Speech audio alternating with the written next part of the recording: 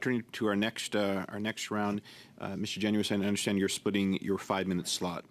The floor is yours. Madam Auditor General, thank you. I am going to go quickly. Your report found that the average daily pay rate for each contractor and consultant who worked on Arrive Scam was $1,100 per day. That seems incredible to me. How do these costs compare to what would normally be paid for people working on this kind of project? So that's a difficult question to answer when we really just focused in on the resources that we're working on ArriveCan, and that's where the average comes from.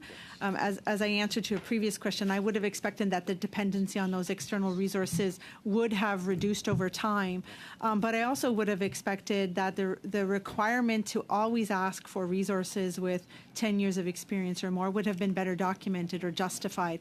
A mix is likely a better combination of lesser experience and 10 years or more, and that would have resulted in better value for money for taxpayers. Thank you. And your report identifies that the $1,100 per day is substantially more than people working inside the public service would receive. Your report reveals shocking details about cozy relationships between the Trudeau government and the contractors at GC Strategies who got the ArriveCan contract. This company was actually involved in the development of the rules and requirements for making proposals. This seems to me akin to having the coach of one of the teams making the rules and directing the referee, an effective rigging of the process. Now, Liberals didn't want this audit to happen at all, which is why they voted against it in the House of Commons. You found that rules were broken when contracting vendors offered gifts, hospitality, and invitations that were not properly reported. So I'd like to ask, how many public servants received these kinds of gifts, hospitality, and invitations from contractors that were not properly documented or reported?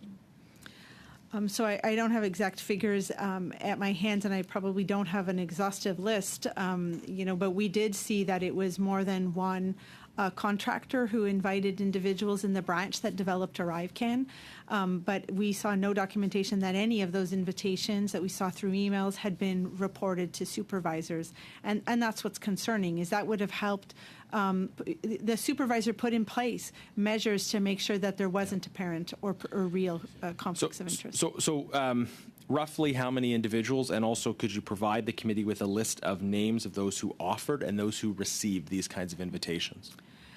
So we can go back through our file and look at what we have to provide you, but it would be really just linked to ArriveCan, and the department might be able to, the agency might be able to provide you a more comprehensive list if you want to ask them when they're here. Thank you. If I understood right, though, you are able to go through and provide what you have to the committee on that? Will have, but it isn't in any way comprehensive. We'll see what we can provide you. And just a final comment, I think the reason this is important is because it's clear from what we're hearing from the government that they are trying to use an internal investigation to pin this whole affair on one or two individuals. But the investigator who is supposed to be undertaking their internal investigation is actually subject to the existing chain of command. So that process is just as rigged, just as susceptible to influence as the original bid was. And with that, I'll end my time. Thank you. Ms. Kusi, you have the floor now for 2 minutes. So we've established that this goes far beyond the existing criminal investigation, that there were existing relationships that you indicated, Auditor General, that could have provided bias or leaning towards serious contractors. My colleagues have established that there was no value for money for Canadians here. An app that was supposed to cost $80,000 ending up costing $60 million. We see $60 million spent, $12.2 million, potentially unrelated even to this application, 18% of invoices by contractors who did not provide supporting documentation, and even work being completed without security clearances. Regarding the contracting, when we look at all this, when we look at all of these discrepancies, this incompetence, possible malfeasance, who is fundamentally responsible for the contracting, Auditor General? Who has the final say on overseeing contracting for the ArriveCan app? So I would back it up to say fundamentally that the deputy head, in this case the president of Canada Border Services Agency, is responsible for all decisions that are made within the department. That being said, there are delegations of authority that go to other layers of the public service, and I draw a difference between individuals who do the work and then individuals who oversee and make decisions. And those individuals are usually in management, director, DG, assistant deputy minister level, and they set the tone for making sure that policies and basic requirements are followed. And we just found a glaring disregard for that here.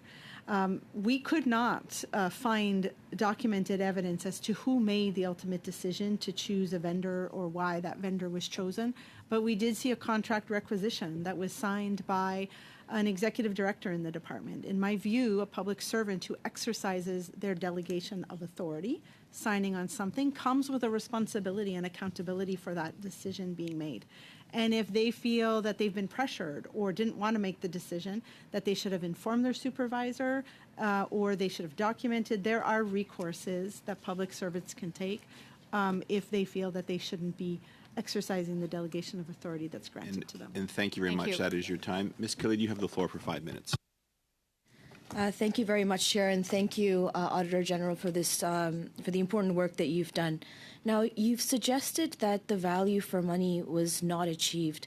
Did you also investigate the cost of using paper processing versus the cost of using ArriveCAN over time? I know that on the CBSA website, it indicates that paper processing would have been almost $95 million versus the cost of the ArriveCAN app. Looking for your thoughts on that. So we did conclude that the best value for money was not achieved here. There was some value, and I'll point back to our report in 2021. We issued 2 reports looking at border measures. The second actually noted